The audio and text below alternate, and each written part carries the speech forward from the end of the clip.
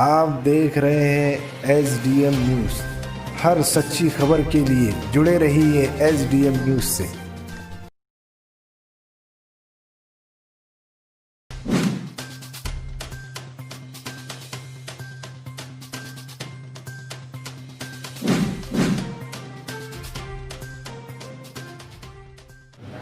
आज हम शाही मस्जिद आए हैं। आप देख सकते हैं जैसा कि औरंगाबाद में हमने देखा है कोरोना महामारी के दौरान सभी लोग समाजी तंजीमें हैं, पॉलिटिकल लोग हैं और हमारे पत्रकार बंधु हैं, ये सभी लोगों ने मिलकर बहुत बड़ा प्रयास किया, बहुत बड़ा संघर्ष किया कि किसी तरह से हालात पे काबू पाया जा सके। वैसा तो ये काम मेडिकल ग्राउंड का होता है, डॉक्टर कवर करता है बीमारी को। कहीं ना कहीं ये बीमारी ऐसी थी कि इसके अंदर इलाज के साथ साथ एक जागरूकता पैदा करना, किस प्रकार से हम महामारी को रोक सकते हैं, ये एक बहुत बड़ा काम था। हम समझते हैं कि इसके अंदर कई समाजी तंजीमें काम कर रही थी। इसी तरह से मुस्लिम यूथ फोरम के सदर मैं इनके मिलाने जा रहा हूँ। सर, सबसे पहले आप अपना फोरम का तारुफ दीजिए। देखिए, हमने मुस्लिम यूथ फोरम का क़याम जो है 2016 में किया। इसका ख़ास मकसद ये है कि हम UPSC के सिलसिले में अवेयरनेस पैदा करना चाहते हैं कि हमारे बच्चे जो है कॉम्पिटिटिव एग्ज़ाम की तरफ जाएं। हमारा फोरम के क़याम का जो सबसे बड़ा मकसद वो ये है कि बच्चे एग्ज़ाम लिखें। उनका बनना नहीं बनना मकसद है नहीं है, उससे कोई वास्ता नहीं है वो, लेकिन एग्ज़ाम लिखें और उसमें अपना रेशो बढ़ाएं। तो हमने तालीमी बेदारी की गर्ज से, career guidance, civil services awareness वगैरह के गर्ज से मुस्लिम यूथ फोरम का क़याम किया। लेकिन जब तंजीम क़याम होती है तो वो सिर्फ एक मकसद के तहत नहीं चलती, उसमें बहुत सारे हम मकसद उसमें शामिल होते हैं। तो लॉकडाउन के उसमें जो लोगों ने काम किया है, मुस्लिम यूथ फोरम ने भी तकरीबन 1300 से ज़ायद किट्स तकसीम किए हैं और शीरखुरमा और बिरयानी भी ईद के दिन तकसीम की गई है।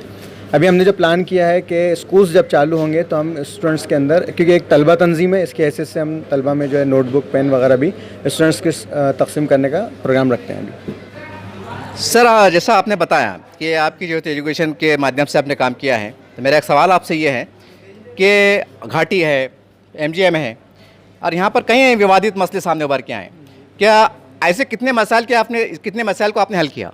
देखिए, मैंने आपसे कहा कि हमारी जो तंजीमें वो तालीमी एतबार से तालीमी अवेयरनेस पे काम करती हैं, क्योंकि बहुत सारे ऐसे लोग हैं जो पॉलिटिकल भी काम कर रहे हैं, पॉलिटिकल होल्ड भी रखते हैं, मेडिकल फील्ड में भी काम करते हैं। क्योंकि इस्लाम का जो है पहला लफ्ज़ ये कहा गया इक़रा, तो हमने तालीमी बेदारी की तरफ ज़्यादा तवज्जो रखी। मेडिकल फील्ड के अंदर कभी हम लोगों ने इंटरफेयर नहीं किया, क्योंकि बहुत सारी तंजीमें इस मैदान में काम कर रही हैं। लेकिन अलबत्ता लॉकडाउन के पीरियड में हमने मेडिकल हॉस्पिटल्स में बिस्किट्स, जो पेशेंट के साथ आए हुए लोग थे दूसरे शहरों के, उनमें चाय, बिस्किट्स और खाना तकसीम करने का काम किया है। लेकिन मेडिकल फील्ड में हम लोगों ने कोई काम अंजाम नहीं दिया। सर, आप जैसा आपने एजुकेशन की बात की है, तो हमारे भी औरंगाबाद का सर्वे रहा और लॉकडाउन के प्रति हमने देखा है कि कई लोग, खासकर मजदूर तबका, बेहद परेशान है। आज उनकी हालत ऐसी है कि वो 10 रुपये कापी नहीं ले सकते। क्या ऐसे लोग जिनके जो गरीब है और उनके पास जिनके जो तलबा है वो पढ़ना चाहते हैं, अब चूँकि ऑनलाइन का मामला चढ़ा है, लेकिन कहीं ना कहीं स्टडी के लिए आपको पेन, पेंसिल, रजिस्टर लेना पड़ेगा, क्या यूथ फॉर्म इसके लिए कोई मदद का, इमदाद का प्रोग्राम है आपके पास? तकरीबन हमने 1500 स्टूडेंट्स के अंदर जो है नोटबुक और पेन पेंसिल डिस्ट्रीब्यूट करने का प्रोग्राम बनाया है। जैसे इंशाल्लाह स्कूल ओपन होंगे, हम वहाँ पर स्कूल ही के ज़रिए से लिस्ट लेकर उनकी जो है मदद करने का प्रोग्राम रखते हैं। इसके अलावा हमने ये भी एक मनसूबे में शामिल किया है कि MP साहब से और एजुकेशन मिनिस्टर से मिलकर फ़ीस जो है इस साल की प्राइवेट स्कूल वाले माफ़ करें, इसके लिए एक इंशाल्लाह मेमोरेंडम देने का भी हमने मनसूबा बनाया है। अभी हाल ही में हमारी फोरम की कमेटी की मीटिंग हुई, जिसके अंदर हमने बहुत सारे मनसूबे बनाए, जिसमें एक तो एजुकेशन मिनिस्टर को मेमोरेंडम देना है कि आप प्राइवेट स्कूल में गरीब बच्चे जिनके वालिदैन मिट्टी मजदूरी का काम करते हैं लेकिन वो फ़ीस नहीं पे कर सकेंगे क्योंकि काम नहीं था, तो उनकी फ़ीस माफ़ की जाए और स्कॉलरशिप इस बार बढ़ाई जाए ताकि वो बच्चे पढ़ाई के ऊपर तवज्जो दे सकें।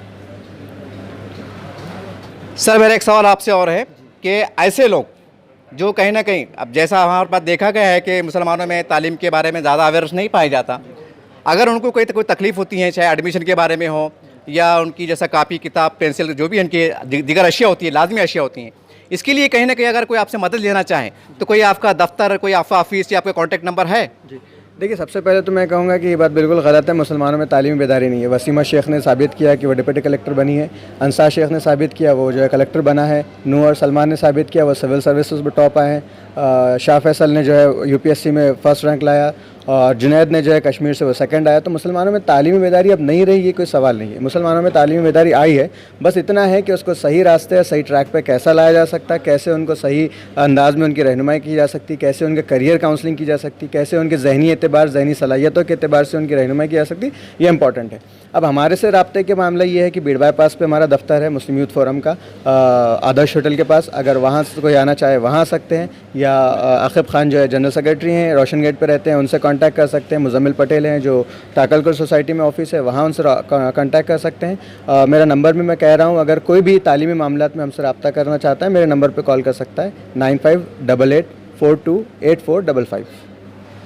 ये थे मुस्लिम यूथ फोरम के ज़िम्मेदारान। हमारे एसडीएम की आवाज़ जहाँ तक पहुँच रही है, ये एक बहुत बड़ी खुशाइंदा बात है कि आज ख़ास तौर से एजुकेशन के मैदान में कई तंजीमें काम कर रही हैं, ये भी काम कर रहे हैं। हम इनके जज्बे को सलाम करते हैं। जैसा उन्होंने बताया है कि मुसलमानों में जो है तो आज अवेयरनेस की कमी नहीं है, लेकिन कहीं ना कहीं माली एतबार से कई मुसलमानों को दुश्वारी का सामना करना पड़ सकता है, पड़ता है। लेकिन ऐसे लोगों की मदद के लिए आगे आ रहे हैं। हम समझते हैं कि इनसे कोई सीख लेते हुए दीगर तंजीमें जो काम कर रही हैं वो तंजीमें इनके नक्शे कदम पर चलते हुए मुसलमानों की तालीमी मैदान में आगे बढ़ने के लिए कुछ ना कुछ काम करने के लिए तैयार रहेगी।